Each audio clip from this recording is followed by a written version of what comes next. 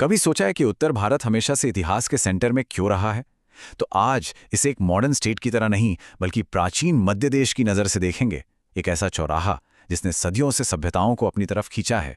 ये जो नक्शा है ना, ये सिर्फ जमीन का एक टुकड़ा नहीं दिखाता। इसे एक स्टेज की तरह समझिए।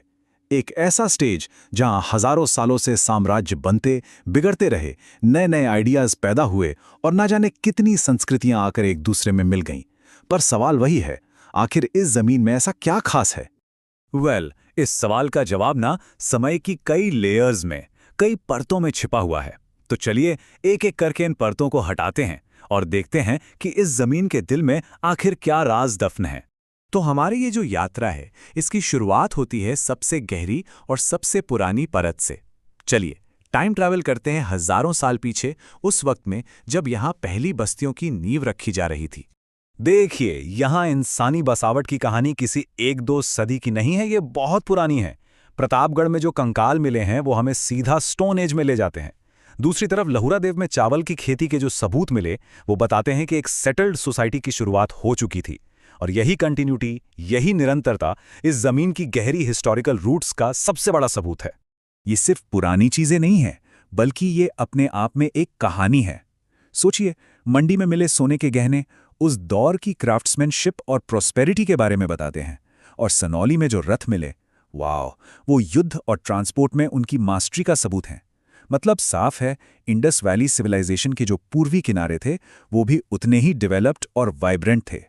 तो छोटी छोटी बस्तियों और शुरुआती समाजों से अब आगे बढ़ते हैं। अब हम उस दौर में जा रहे हैं जब यही जमीन बड़े बड़े साम्राज्यों का अखाड़ा बन गई थी। ये कहानी है शाही एम्बिशन की और सत्ता के एक ऐसे केंद्र की जिसे हर कोई हासिल करना चाहता था।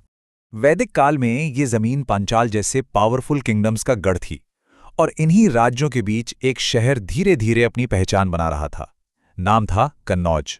और ये वही शहर है जो आगे चलकर पूरे उत्तर भारत की किस्मत का सेंटर बनने वाला था। कन्नौज का सफर है ना, वो किसी एपिक स्टोरी से कम नहीं है। 6ठी सदी में इसे इंपॉर्टेंस मिलनी शुरू हुई और फिर ये सम्राट हर्ष के इतने बड़े साम्राज्य की कैपिटल बन गया। देखते ही देखते ये पूरे उत्तर भारत की सॉवरेनिटी का सिंबल बन गया। लेकिन विडंबना देखिए, जो चीज इसे इतना अट्रैक्टिव बनाती थी, इसकी स्ट्रेटेजिक लोकेशन, वही इसके पतन का कारण भी बनी। क्यों? क्योंकि हर कोई इसे पाना चाहता था। जरा इमेजिन कीजिए, करीब करीब 2 सदियों तक तीन बड़ी बड़ी ताकतें, पश्चिम से गुर्जर, प्रतिहार, पूरब से पाल और दक्षिण से राष्ट्रकूट, सिर्फ एक शहर पर कब्जे के लिए लगातार लड़ती रहीं। इतिहास में इसे ही फेमस त्रिपक्षीय संघर्ष कहा जाता है।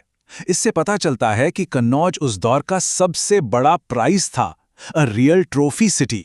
अच्छा, तो कन्नौज के पतन के बाद जब पावर सेंटर बिखर गया तो क्या हुआ?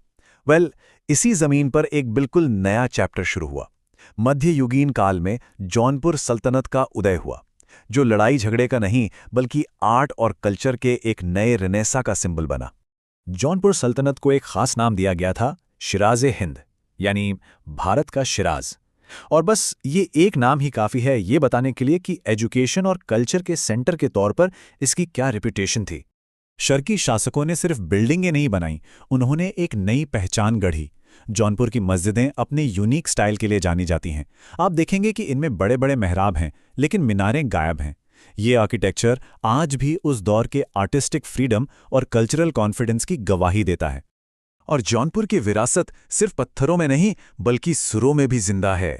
ये इस्लामिक लर्निंग का एक बहुत बड़ा सेंटर था और यहीं पर ख्याल गायकी को एक नई जान मिली।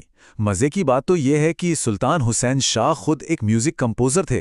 उन्होंने राग जौनपुरी जैसी रचनाएं की जो आज भी हिंदुस्तानी क्लासिकल म्यूजिक की महफिलों में गूंजती हैं। तो सदियां बीती, सल्तनतें और साम्राज्य आए और चले गए। अब हम एक लंबी छलांग लगाते हैं और सीधा पहुंचते हैं 19वीं सदी में। एक बार फिर ये जमीन एक चौराहे पर खड़ी थी, लेकिन इस बार चैलेंज बाहर से नहीं बल्कि कॉलोनियल रूल के अंदर से था। और इसी चैलेंज ने एक मॉडर्न रेनेसा को जन्म दिया। ये था अलीगढ़ आंदोलन, जिसकी शुरुआत की सर सैयद अहमद खान ने। इसका मेन मिशन था मॉडर्नाइजेशन और मुस्लिम समुदाय का पुनरुत्थान, जो 1857 के विद्रोह के बाद सोशल और एजुकेशनल तौर पर काफी पिछड़ गया था। सर सैयद अहमद खान कह सकते हैं कि एक दो-धारी तलवार पर चल रहे थे। एक तरफ वो मॉडर्न एजुकेशन और सोशल रिफॉर्म्स को प्रमोट कर रहे थे, तो दूसरी तरफ उन्हें कंजर्वेटिव तबकों से जबरदस्त विरोध का सामना करना पड़ रहा था। उन पर वेस्टर्न वैल्यूज को बढ़ावा देने के इल्जाम लगे, यहां तक कि सैटायरिकल मैगजीन्स में उनका मजाक भी उड़ाया गया। ये दिखाता है कि बदलाव की राह है कभी भी आसान नहीं होती। लेकिन इतने विरोध के बावजूद अलीगढ़ आंदोलन की लेगेसी आज भी जिंदा है। अलीगढ़ मुस्लिम यूनिवर्सिटी, उस्मानिया यूनिवर्सिटी और जामिया मिलिया इस्लामिया जैसी बड़ी संस्थाएं इसी आंदोलन की देन हैं। इन इंस्टीट्यूशंस ने सिर्फ भारत ही नहीं बल्कि पूरे सबकॉन्टिनेंट में मॉडर्न एजुकेशन की दिशा ही बदलकर रख दी। तो अब जब हम अपनी इस यात्रा की सारी परतों को एक साथ जोड़कर देखते हैं तो एक तस्वीर साफ उभर कर आती है। एक ऐसे स्थायी चौराहे की तस्वीर जहां इतिहास की नदियां हमेशा से आकर मिलती रही हैं। ये तस्वीर इस पूरे रीजन के लंबे इतिहास का एक सिंबल है।